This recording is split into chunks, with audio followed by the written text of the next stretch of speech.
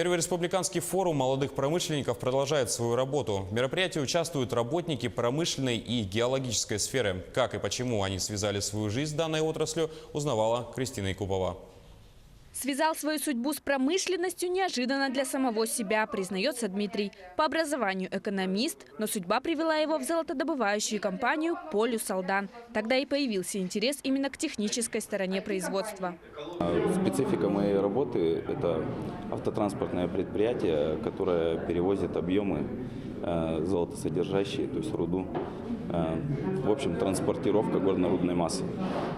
Компания в поддержку молодых специалистов направила Дмитрия участвовать в первом республиканском форуме промышленников. Новые деловые знакомства, новые познания. Планируем, конечно же, свой багаж знаний, полученный здесь, внедрить в нашу компанию с нашими молодыми специалистами. В дальнейшем, в первую очередь, хотим выйти с предложением руководству нашей компании, произвести такую же формат игры на нашем предприятии.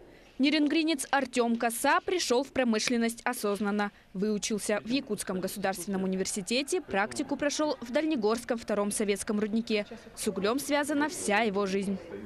Сейчас у меня работа интересная, постоянно новая, замещаю разные должности. То есть работа у нас интересная. Новый опыт, обмен знаниями – одна сфера работы. Все это на первом форуме молодых промышленников Якутии. Формат похожий с министром, но немножко другой. То есть более-менее люди связанные промышленностью.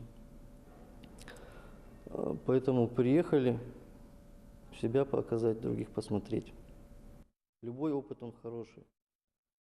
Сегодня проходит второй день форума. Участникам расслабиться не дают.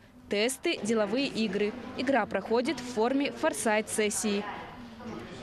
Технология форсайт-сессии – это формат групповой работы, который позволяет совместно создать образ будущего на основе трендов, которые существуют сегодня. И по итоговым работам команд будут выявлены призеры и номинанты форума. А молодые специалисты у нас могут быть затронуты в качестве субъектов? Да. Это в первую очередь касается вас, правильно? Да. Кристина Якупова, Павел Пахомов, Якутск. Кажется, что нет.